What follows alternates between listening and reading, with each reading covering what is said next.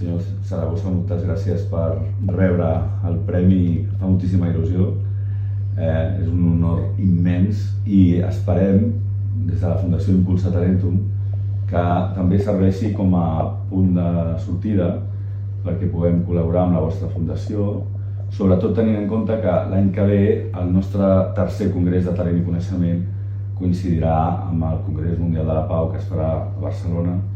Ja estem treballant amb la ubicació i el primer que vull fer és convidar-vos a que sigueu un dels keynotes, un dels principals participants en aquesta edició. Serà entre el 21 i el 25 de novembre a Barcelona i es passarà a diversos llocs de la ciutat.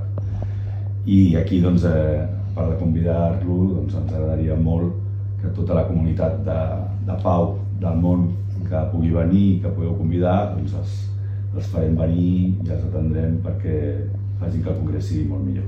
I això és la primera cosa. Felicitats pel guardó més que merescut.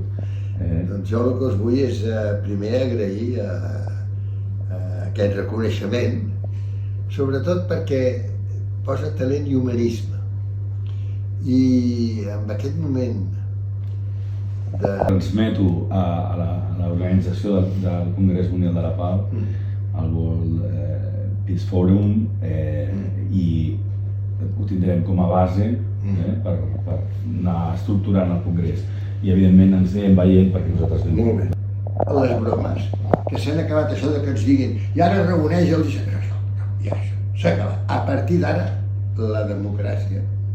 Perquè tots parlem de democràcia i a continuació no la tenim.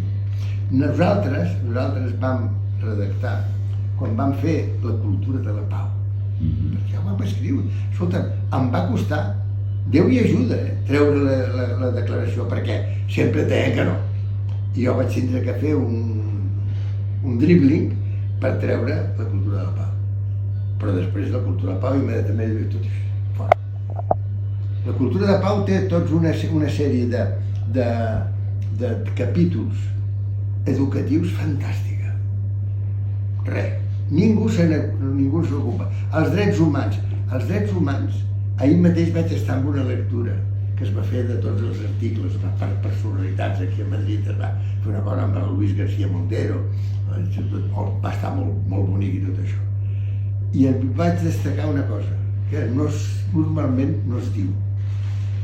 El pàrraf tercer del preàmbul diu: i si no podeu viure plenament aquests drets humans, el teu aneu posa compelidos a la rebelión. Tenéis que sentiros compelidos a la rebelión. Això us ho diu la pròpia declaració. Doncs ha arribat el moment de la rebel·lió. Doncs això ho hem de fer des de la societat civil, amb fundacions com la teva, com la que jo presideixo i moltes altres, i esperem que l'any que ve ens podem tornar a veure sent una realitat. Moltes gràcies. M'encanta que el Bru s'hagi posat amb aquest tema de la pau i tot.